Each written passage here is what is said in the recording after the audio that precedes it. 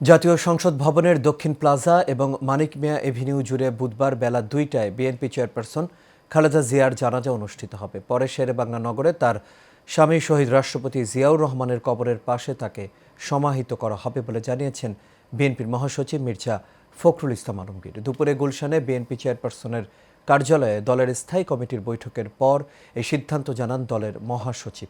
বিস্তারিত মণ্ডল এনামের রিপোর্টে। দলীয় প্রধানের বিদায়ে গুলশানে বিএনপির চেয়ারপারসনের কার্যালয়ে বৈঠকে বসে দলের স্থায়ী কমিটি।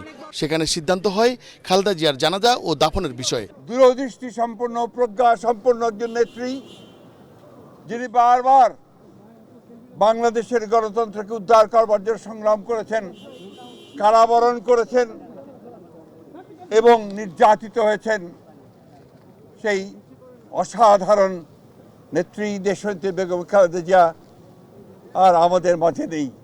বৈঠক শেষে বিএনপির মহাসচিব জানান, বুধবার দুপুর ২টায় বিএনপির চেয়ারপারসন খালেদা জিয়ার জানাজা জাতীয় সংসদ ভবনের দক্ষিণ প্লাজা এবং মানিক মিয়া এভিনিউ জুড়ে হবে। পরে দাফন করা হবে তার স্বামী প্রয়াত শহীদ রাষ্ট্রপতি জিয়াউর রহমানের কবরের পাশে।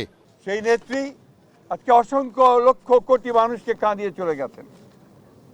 আগামীকাল তার জানাজা অনুষ্ঠিত হবে, দাফন হবে। জানাজার জন্য আমরা স্থায়ী কমিটি সিদ্ধান্ত নিয়েছি যে আগামীকাল দুপুর ২টায়